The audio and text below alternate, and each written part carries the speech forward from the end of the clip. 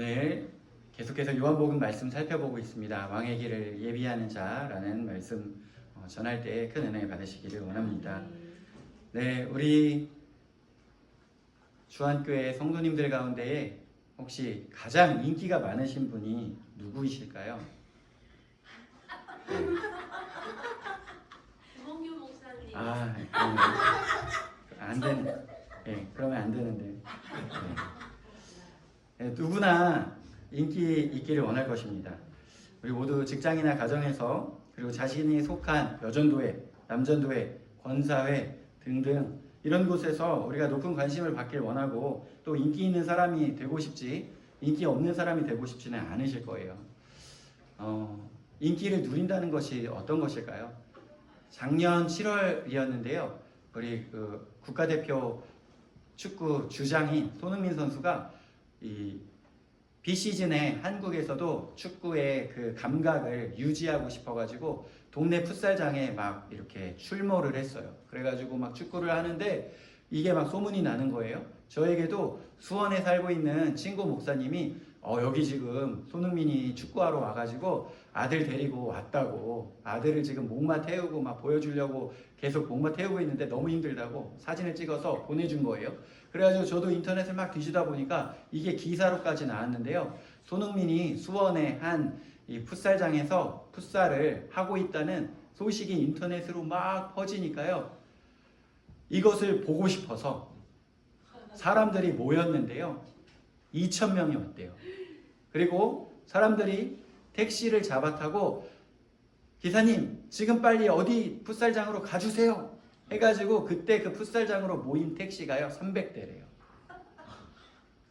수많은 사람들이 그렇게 모여서 축구하는 모습을 한번 보겠다 하는 그 모습, 인기를 누리는 사람들의 숙명일 것입니다. 얼마나 불편하겠어요. 또 그곳에서 이 자신의 비시즌에도 몸 관리를 하려고 성실하게 또 이렇게 하는 모습이었는데 또 그 2,000명이 와서 그냥 축구를 구경한 것이 아니라 어린아이들이 축구 경기하고 있는데 경기장으로 막 뛰어들어갔대요. 그런데 그것을 이제 이 부모님들이 또 철저하게 또 말려야 되는데 말리지 못해서 그곳이 아수라장이 되고 그래가지고 여기 큰 사고 날 것 같다고 경찰에 신고가 13건이 오게 되고 그래서 수많은 경찰들이 또 출동해가지고 사람들 다 집으로 돌려보내고 이런 일들이 있었습니다.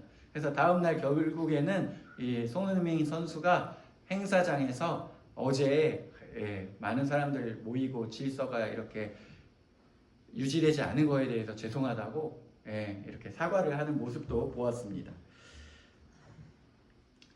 이런 일들이 이제 코로나 이후에는 많이 사라졌지만 또 공항에도 누가 스타들이 내한한다, 누가 왔다 하면 수천 명씩 모이고 그래가지고 공항이 마비되었다 이런 뉴스들을 우리가 심심치 않게 본 적이 있죠. 손흥민 선수가 물론 사과는 하였지만 나를 보기 위해서 이렇게 수천 명의 사람들이 몰려왔다 하는 것에 대해서 그래도 기분이 나쁘진 않을 거예요. 조금 모이는 것보다 아예 안 모이는 것보다 관심을 못 받는 것보다는 그래도 관심을 받는 것이 또 낫지 않겠습니까? 이런 큰 환호와 환영을 받는다는 것이 어떤 것일까요? 이런 기분을 혹시 누려보신 분들 계신가요? 안 계실 것 같아서 제가 잠시 이야기를 한번 해드리겠습니다. 제가 군대를 제대하고 20대 중후반에 수년 동안 유치원에서 체육교사로 일을 한 적이 있어요. 평촌의 어떤 유치원에서 오전에 체육 수업을 하고 지하 강당에서 이 체육 도구를 제가 정리를 하고 있었습니다. 이렇게 정리를 하고 나서 올라가서 점심시간에 아이들과 함께 점심을 먹고 그 다음에 이제 오후 수업을 해야 하는 다음 유치원으로 저는 보통 이렇게 옮기곤 하였어요. 그래서 저는 지하 강당에서 도구를 정리하고 있었고 아이들은 위에 올라가서 점심 식사를 할 준비를 하고 있었습니다. 그런데 다른 날과 달리 위에서 비명소리가 들리는 거예요. 갑자기 위에서 아이들의 비명소리를 듣고 저는 깜짝 놀라서 황급히 뛰어 올라갔습니다. 올라가 보니 상황은 이러했습니다. 어떤 50대 술 취한 아저씨가 유치원에 들어온 거예요. 평소에 어린아이들이 생활을 하고 있기 때문에 유치원의 문은 항상 잠그게 되어 있는데 그날따라 누군가가 잠그는 것을 잊어버렸던 것 같습니다. 그리고 그날따라 이 50대 술 취한 아저씨가 이 유치원 문을 열고 들어온 거예요. 그러니까 아이들이 얼마나 깜짝 놀랐는지 막 비명을 지르고, 선생님들은 황급히 아이들을 교실로 들어가게 한 다음에 교실 문을 다 잠그고 상황을 지켜보고 있는 상황이었어요. 아이들이 놀랐으니 비명을 지르고, 이런 상황에 제가 뛰어 올라가서 그 50대 아저씨를 보자마자 양손을 붙잡고 밀어냈어요. 그때 당시에 저는 20대 중반이었고 50대 술 취한 아저씨를 그렇게 제압하는 것이 어렵지는 않았습니다. 그 아저씨를 제가 밀어서 유치원 문 밖으로 밀쳐낸 다음에 돌아서서 유치원 문을 잠궜어요. 그리고 나서 제가 뒤를 딱 돌아봤는데요. 난리가 난 거예요. 5, 6, 7세에 200명의 아이들이 저를 보고 환호성을 지르는데 난리가 난 것입니다. 체육 선생님, 체육 선생님. 그리고 이제 원장 선생님이 저한테 와가지고 제 어깨를 두드리면서 역시 유치원에 남자가 있어야 돼, 남자가 있어야 돼 역시 하면서 제 어깨를 연신 두드리면서 격려해 주시기 시작했어요. 그리고 제가 그때 군대를 갓 제대한 20대 중반의 청년이라고 했잖아요. 유치원의 여자 선생님들이 보통 20대 중후반이잖아요. 그 선생님들이 저를 바라보는 눈빛이 심상치가 않았던 것입니다. 그래서 저는요, 그때 당시에 대통령 후보에 지명된 사람인 것처럼 이러면서 길을 가기 시작했어요. 정말 이 인기를 누리는 순간이었는데요. 그런데 이 인기, 환호성, 5, 6, 7세의 200명의 아이들, 정말 구름 위를 걷는 것 같은 기분이었어요. 그런데 이 인기라는 것을 경험하는 것이요, 치명적인 단점이 있었습니다. 그것이 무엇일까요? 내가 어디에 서 있는지, 또 어떤 길을 가고 있는지 이게 잘 보이지가 않더라는 것입니다. 제가 큰 환호를 받으면서 길을 가다가요, 눈앞이 갑자기 캄캄해지더라고요. 그러면서 제가 노란 별을 실제로 보았어요. 제가 기둥에 부딪혀버린 것입니다. 그날 태어나서 저는 정말 노란 빛을 보고 제가 이마를 움켜쥐고 쓰러졌어요. 너무 아파가지고 양손으로 머리를 감쌌는데요. 뜨거운 거예요. 뜨거운 피가 줄줄 흘러내리는데 제가 정말 깜짝 놀랐습니다. 선생님들이 막 몰려와가지고 괜찮냐고 괜찮냐고 소리를 치는데 제가 아파할 틈도 없었어요. 왜냐하면 너무 창피했기 때문입니다. 뜨거운 피가 줄줄 흐르는데요. 정말 이 창피함이 아픔을 이기더라고요. 그리고 선생님들이 쥐어진 휴지를 제가 가지고 이마를 딱 붙잡고요. 점심은 먹을 것도 없이 제가 다음 주에 뵐게요 인사하고 황급히 뛰어나갔습니다. 그리고 제가 병원에 가서 진료를 받았는데 이마가 부어가지고 마취도 할 수 없다고 해서 생사를 6바늘을 꿰맸어요. 저는 정상의 인기를 채 5분도 누리지 못하고 나락으로 떨어진 것입니다. 원인이 무엇일까요? 단순합니다. 이 엄청난 환호와 인기 얻고 보니까 아무것도 앞에 보이지 않았다는 것입니다. 우리가 이 세상을 살아가면서 내가 속한 직장, 교회 이런 곳에서 인정을 받는다는 것은 사실 중요합니다. 그동안 내가 얼마나 성실하게 생활을 하였는지 인정받는 것이기 때문이에요. 하지만 내가 그곳에서 살아가면서 나의 첫 번째 목적이 내가 인정받는 것이고 내가 인기를 얻는 것이다 한다면 그 사람이 어디에 서 있는지 내 앞을 제대로 바라보지 못하게 되는 상황도 생긴다는 것입니다. 그리고 우리가 모든 것이 인기를 얻기 위해 또 인정을 받기 위해 모든 목적이 그렇게 형성이 되어져서 계산적인 태도가 된다는 것입니다. 그렇게 되면 그렇게 원하던 인기를 얻을 수도 없고요. 그리고 이를 그르치게 된다는 것입니다. 성경에도 인기에 목을 맨 사람의 이야기가 나옵니다. 우리가 잘 알고 있는 이스라엘의 초대 왕이었던 사울이라는 사람의 이야기입니다. 그는 처음에 하나님의 선택을 받았을 때에는 수줍음을 간직한 그런 청년이었습니다. 나는 이스라엘 지파의 가장 작은 베냐민 지파 모든 가족 중에서도 가장 미약하지 아니하니까 당신이 어찌하여 내게 이같이 말씀하시나이까 라고 이야기했던 사람이에요. 나는 가장 작은 지파 중에 가장 작은 집안, 그 중에서도 가장 작은 자라고 자신에 대해서 이야기했던 사람이에요. 이게 무슨 말입니까? 내가 왕이 되기에는 너무 부족하다. 나는 부족한 것이 너무 많은 사람이다. 이렇게 이야기했던 사람이에요. 그는 왕이 되었고 사람들을 이끌고 전쟁터에 나가 전쟁을 수행하는 사람이 되었습니다. 이스라엘의 왕은 하나님을 의지하고 또 하나님께서 원하시는 대로 나라를 이끌어 가야 하는 사람이었어요. 하지만 그는 처음 마음과 다르게 사람들의 인정과 인기에 더 신경을 쓰는 사람이 되었습니다. 전쟁 전에 제사장이 행해야 하는 번제를요, 자기 자신이 드려버려요. 그리고 전쟁 후에 하나님께서 다 죽이라고 명령하신 그런 적군의 왕을 자신의 판단으로 살려놓게 되는 것을 봅니다. 사울은 그렇게 하다가 급기야 하나님께 버림을 받게 돼요. 사울이 인기에 집착하는 장면을 우리가 너무나도 잘 알고 있습니다. 사울은 천천히요, 다윗은 만만이다 라는 이 백성들의 외침 가운데에 그는 중심을 잃게 됩니다. 물론 인간된 마음에 내가 왕인데 백성들은 나보다 다윗을 더 좋아하는구나, 기분 나쁠 수 있어요. 하지만 정말 하나님의 뜻에 순종하고 정말 하나님의 그 말씀에 충성하는 사람이었다면, 그런 왕이었다면 우선 하나님의 인도하심으로 전쟁에 승리하게 된 것에 감사하며 그리고 자기 자신의 잘못과 부족함을 인정하며 회개하며 나아가는 모습을 먼저 보여야 하는 것입니다. 그는 자신의 잘못을 회개하고 회복을 간구했어야 합니다. 하지만 그렇게 하지 않았어요. 지독한 질투심에 시달리면서 다윗을 미워하고 죽이는데 자신의 남은 인생을 바치게 된 것입니다. 그는 그때부터 아무런 말도 들리지 않았습니다. 아무런 하나님의 인도하심도 볼 수가 없었던 것입니다.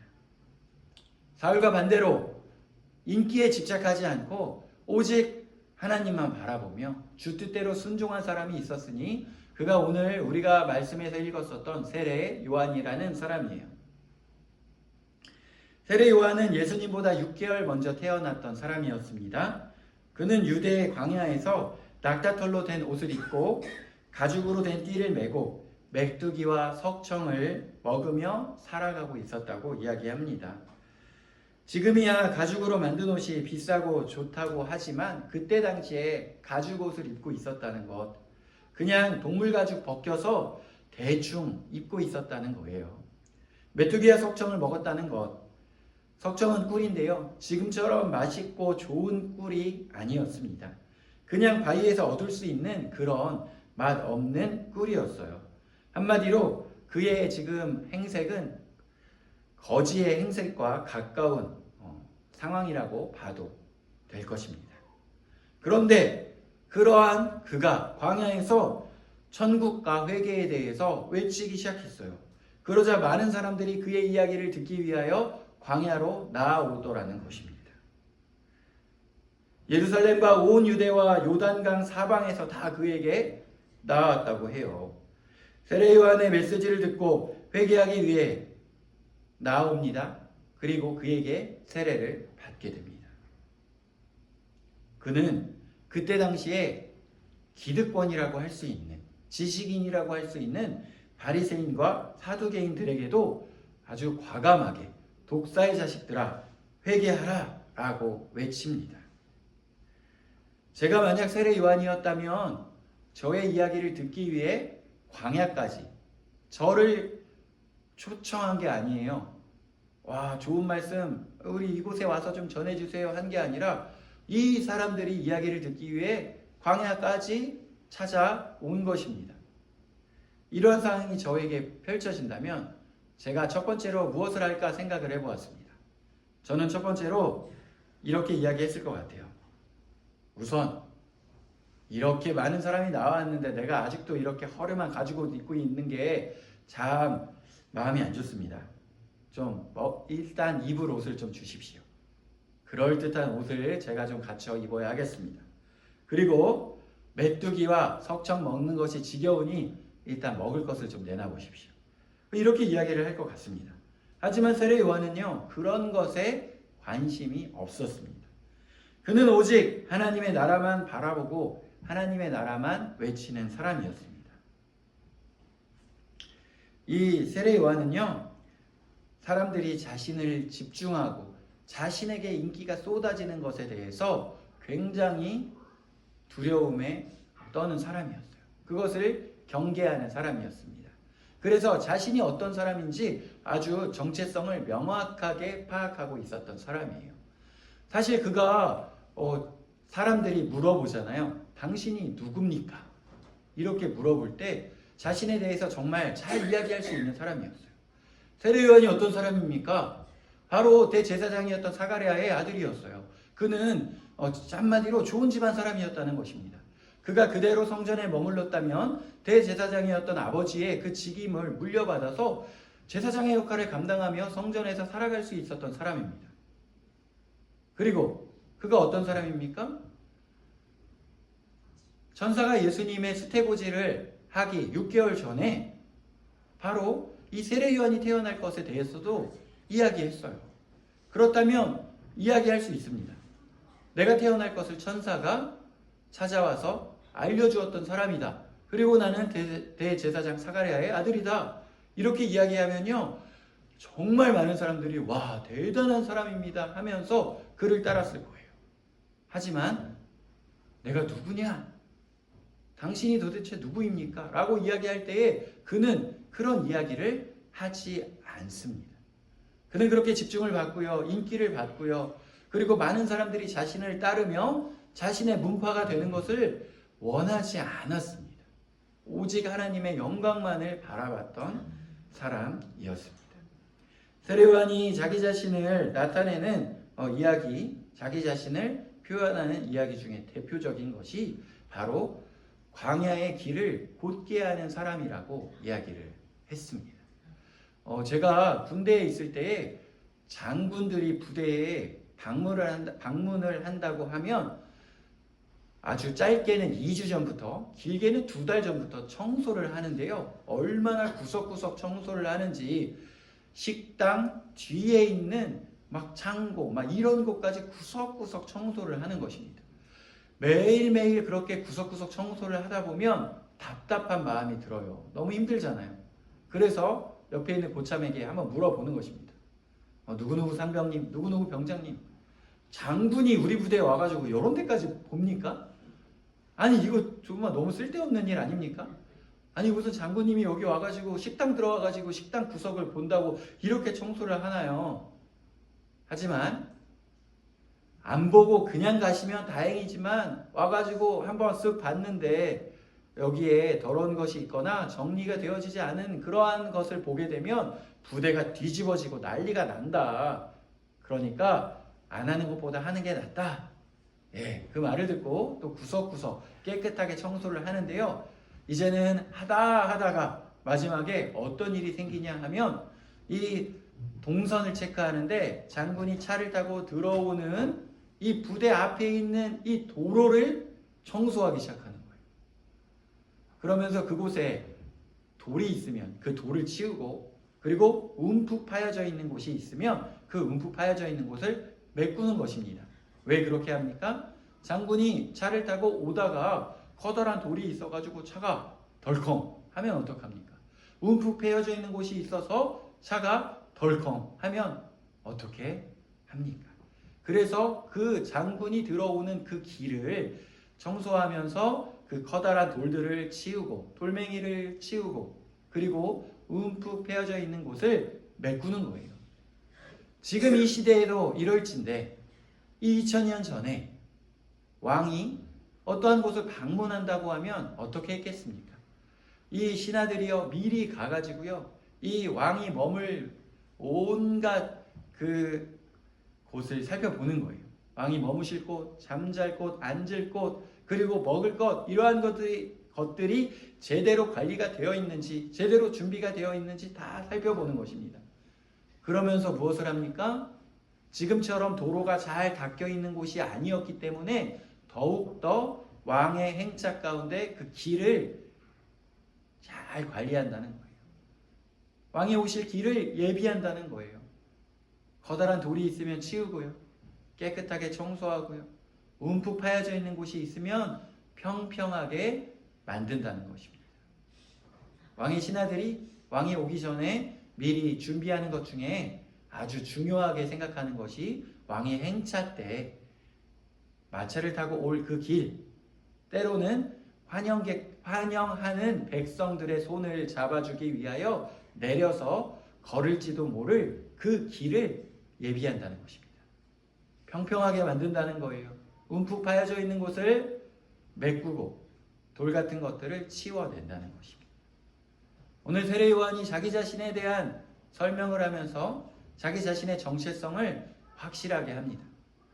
나는 그의 신하입니다. 그가 오실 길을 미리 예비하는 자입니다. 내가 광야에서 말씀을 전할 때 수많은 사람들이 이곳에 나아오고 세례를 행하지만 나는 그렇게 중요한 사람이 아닙니다. 나보다 더 중요하신 분이 오실 것입니다. 저는 그분의 길을 철저하게 준비하는 사람입니다. 라고 이야기하는 거예요. 요한복음 1장 27절에 보면 곧 내 뒤에 오시는 이는 그이라 나는 그의 신발끈을 풀기도 감당하지 못하겠노라. 광야의 길을 예비하는 자, 미리 그의 길을 예비하는 자, 그리고 또 자신을 대표적으로 설명하는 것이 신발끈 풀 자격조차 없는 자라고 이야기하는 거예요. 이스라엘은 중동입니다. 그곳은 매우 건조하고요. 먼지가 많아요. 지금도 마찬가지예요. 지금도 제대로 된 신발을 신고 다니는 사람이 별로 없습니다. 맨발로 다니는 사람이 많아요. 이 수천 년 전에 어떠했겠습니까? 그때 당시에 제대로 된 신발을 신고 다니는 사람이 없었습니다. 그리고 신발을 신은 사람이 있다 하면 그 사람은 굉장히 지체 높은 사람이고요. 그 신발이 지금처럼 우리 신는 그런 좋은 운동화, 좋은 구두 이런 게 아니었어요. 그저 가죽으로 만든 샌들 정도면 아주 좋은 신발을 신고 있는 거였습니다. 그래서 그 집안에 가장 귀한 손님이 왔을 때 정결 예식이 발 씻을 물을 내오고 그리고 하인이 그 신발의 신을 벗겨주는 거예요. 그래서 이스라엘에서는 특별히 그 집안의 가장 낮은 사람이 그 신발을 벗겨주는 일을 담당했고요. 특별히 로마 가운데서는요, 그 신발 벗겨주는 역할, 그리고 나아가서 발을 씻겨주는 역할을요, 노예가 담당했었습니다. 그래서 이 12제자가 모여가지고요, 아무도 발을 씻어주려고 하지 않았던 거예요. 생각을 하는 것입니다. 베드로, 큰형님이 수제자니까 베드로 형님 있고, 그 다음에 안드레, 야고보, 요한, 내가 4번째, 5번째까지 못 끼더라도 내가 이 12명의 제자 중에 12번째는 아닐 거야. 그곳에서 발을 씻겨준다는 그 행동의 의미가 무엇입니까? 이 중에 내가 12번째다. 라는 것을 인정하는 행위였어요. 그러니까 제자들 중에 아무도 발을 씻겨주려고 하지 않았던 거예요. 내가 첫 번째는 아니더라도, 내가 2번째, 3번째는 아니더라도 12번째는 아니지. 가장 낮은 자의 그 역할을 감당하고 싶어 하지 않는 것이 이 사람의 본능인 것이죠. 근데 이때 어떤 일이 벌어집니까? 예수님께서 수건을 허리에 두르시고 제자들의 발을 씻겨주신 것이에요. 엄청난 사건인 것입니다. 놀라운 일이 벌어진 거예요. 가장 높으신 하나님의 아들이 그곳에서 제자들도 아무도 하려고 하지 않았던 그 발을 씻겨주는 행동을 한 것입니다. 예수님께서는 참으로 이 땅 가운데 하나님의 아들로 왕으로 오셨지만 자신의 높음을 주장하지 않으시고 가장 낮은 이 섬김 가운데 나아가신 분이심을 우리가 기억해야 할 것입니다. 세례 요한이 나는 예수님의 신발끈을 풀기도 감당하지 못하겠노라고 이야기한 것의 의미가 이런 거예요. 가장 낮은 자, 가장 낮은 자의 할 그 일조차 나는 감당할 수 없는 그런 작은 자라고 이야기하는 것입니다. 이러한 가운데에 우리가 이 땅을 살아가며 어떠한 사람으로 살아가야 할지 우리는 기억해야 할 것입니다. 나의 이름이 알려지고 인정을 받고 또 대우를 받는다는 것, 그것이 목적이 되어서 하나하나 내가 오늘 이거 하였는데 알아주지 않나, 내가 이거 하였는데 아무도 알아주지 않나, 이것에 대해서 완전히 계산하는 태도, 그리고 그것에 집중하는 태도가 되어진다면 우리는 바라봐야 될 예수님을 바라보지 못하고 무엇을 바라봐야 할지 길을 잃어버리게 된다는 거예요. 그러한 삶을 살아가지 않기를 원합니다. 예수님께서는 이 땅 가운데 오셔서 하나님의 아들이시고 모든 것을 할 수 있으신 분이시지만 철저하게 낮아지심으로 우리를 섬기셨고, 그리고 십자가에 달리시는 희생의 방식으로 우리를 구원하셨어요. 우리는 그것을 기억해야 할 것입니다. 제가 여러 번 이야기한 적이 있는데, 제가 속해서 훈련을 받았던 그 선교단체 이야기입니다. 이 선교단체에서 같이 훈련 받았었던 동기들이 있어요. 그 동기들과 지금도 연락을 하곤 합니다. 이 선교단체에 이제 훈련을 받고 나면 간사로 이렇게 헌신할 수 있어요. 그래서 간사로 헌신해서 살아가는 사람들이 있습니다. 그래서 이 간사로 헌신을 해서 살아가다 보면 원래 처음에는 이제 평간사인데 여기서 이제 5년, 6년 정도 이렇게 봉사하다 보면 리더가 됩니다. 그리고 시간이 또 지나서 10년 정도 되면 그곳에 책임자가 돼요. 그러면 이 선교단체의 그런 책임자 정도 되면요, 교회에서 수련회 주 강사, 그리고 교회에서 부흥의 강사로 초빙이 막 들어옵니다. 또 그곳에 가서 말씀을 전하고 은혜를 끼치게 되면 입소문이 퍼져가지고 많은 교회에서 그를 초대하기 시작해요. 그렇게 되다 보면 또 책이 출판되기도 하고요. 유명세를 타게 됩니다. 이게 다 나쁘다는 것은 아니에요. 그런데 이러한 것이 목적이 되는 사람들도 있다라고 이제 그 간사로 헌신한 친구가 이야기를 해주는 거예요. 그래서 이러한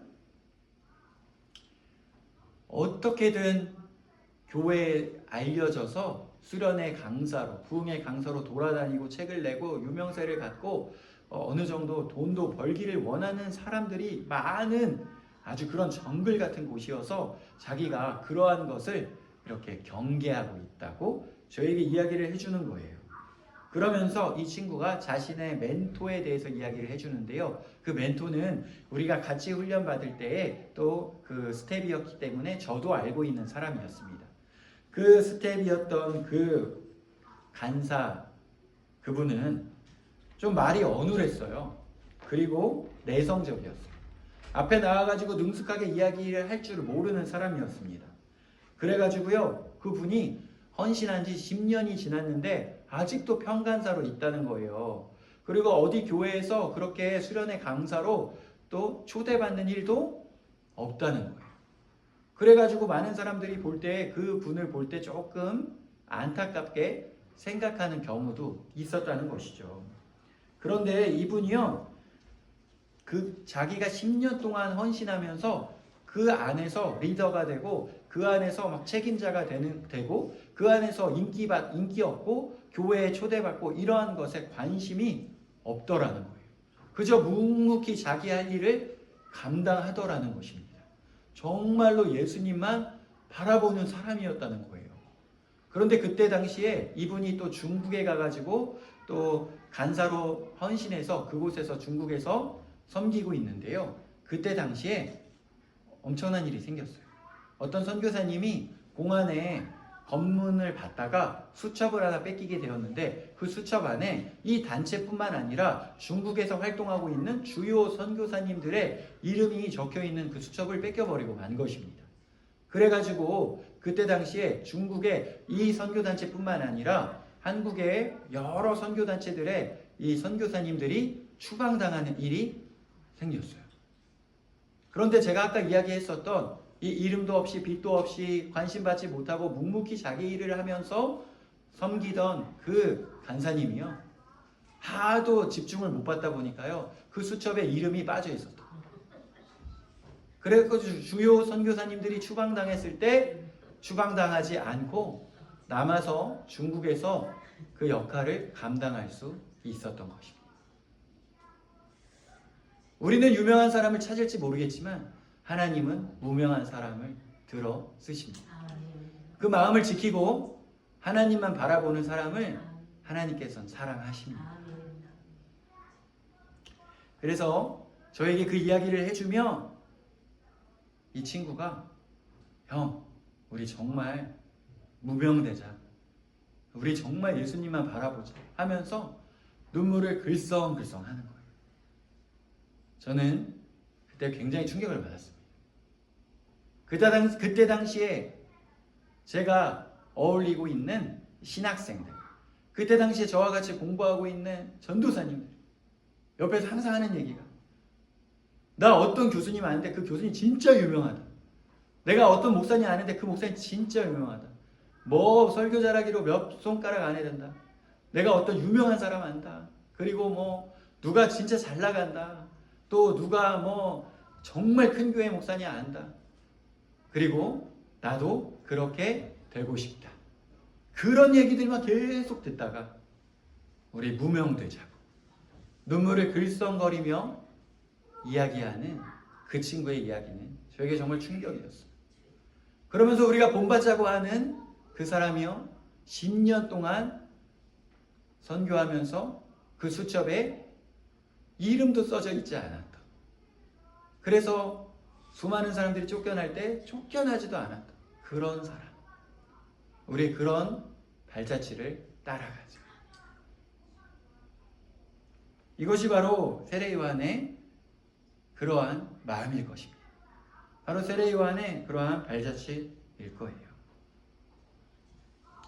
정치인들은 자기 자신이 죽었다는 내용만 아니면 어떤 내용의 기사가 나와도 반가워하는 사람들이래요. 왜냐하면 정치인들은 잊혀지면 끝인 직업이기 때문입니다. 잊히기보다는 차라리 욕을 먹겠다. 욕을 먹는 뉴스라도 나와야 된다. 라고 이야기하는 사람들이 정치인이라고 하는데요. 이러한 관심과 인기를 원하는 것이 어디 정치인들 뿐이겠습니까? 사람들은 누구나 유명해지길 원하고요. 누구나 영향력을 발휘하길 원합니다. 그만큼 초심을 지킨다는 것이 어렵다는 이야기입니다. 우리는 주님께서 베풀어 주신 그 용서와 사랑에 감사하여 눈물을 흘리고 그저 예배 드리면서 이렇게 자유롭게 예배 드릴 수 있는 것 하나만으로 기도할 수 있는 것 하나만으로 감사와 감격에 빠졌었던 때가 있었을 것입니다. 교회에 나와서 땅에 떨어져 있는 쓰레기를 줍고 이 의자에 줄을 맞출 수 있는 것 하나만으로 감격에 빠졌을 때가 있었을 거예요. 하지만 어느덧 그것을 다 잊고 1년 지나고 2년 지나고 10년 지나고 20년 지나며 내가 이곳에서 얼마나 헌신했는데 내가 이곳에서 얼마나 많은 또 나의 지분이 있는데 이렇게 생각하는 것이 인간이라는 거예요. 우리가 다시 한번 우리의 마음을 주님 앞에 바로 세워야 하겠습니다. 세례 요한이 그러했던 것처럼 철저하게 자신의 마음을 낮추고 나아가야 하겠습니다. 이것은요 그저 우리 모두 망해야 된다 이런 이야기가 아니에요. 내가 인정받고 내가 인기를 얻기 위한 것이 아니라 오직 주님만, 오직 그의 나라와 그의 의만 높아지고 오직 예수님만 위하여 살아가는 삶. 마치 세례 요한이 그렇게 했었던 것처럼 말입니다. 그런 인생 되기를 원합니다.